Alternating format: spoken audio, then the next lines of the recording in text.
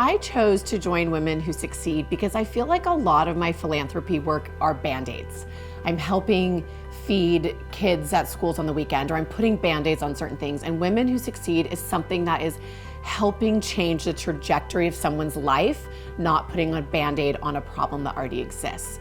And so I love that we're making a change from the ground up, that we're truly changing their lives with education, with mentorship, so that we don't have to use those Band-Aids and we don't have to worry about that later on. One of my core values is getting my hands dirty and my heart a little broken.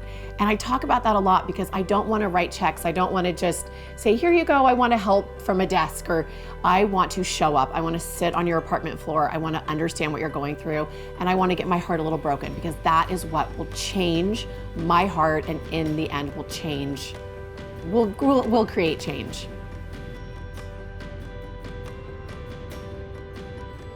My family and I have been mentoring a refugee family who really is in crisis mode almost all of the time. I showed up day after day after day, and I sat on their floor and I took them to the hospital. I heard and saw things and experienced things and felt things that I never, ever dreamed of. And here we are years and years later, and I'm not sure how much I've actually helped. I think I've been a friend. I was a friend and they needed a friend. Their life has not changed.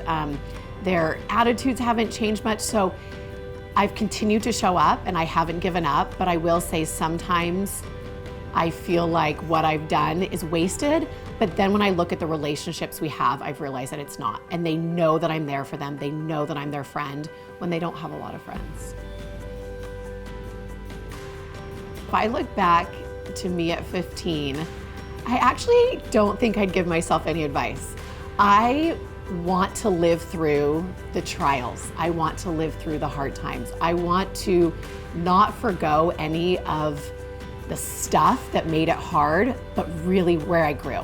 My strength came from the hardest times. The resilience came from going through, not knowing what was going to happen next, but kept going, kept going, kept going. And so I'm most grateful for the hardest times. It has absolutely made me who I am. The good times were awesome, but they did not create who I am, my character, how I am as a mother, as a woman in the community. One of my favorite quotes is, "The journey is the destination." In my life, I've been fortunate enough to make it. Like, our family we've hit that pinnacle, if you could call that. And then the next day there was laundry and school lunches and life and life and life and life. And you realize that there is no destination. And so enjoying that journey, learning lessons, growing, because once you get there, you just keep going, and then there's a new destination. And so I think enjoy every step.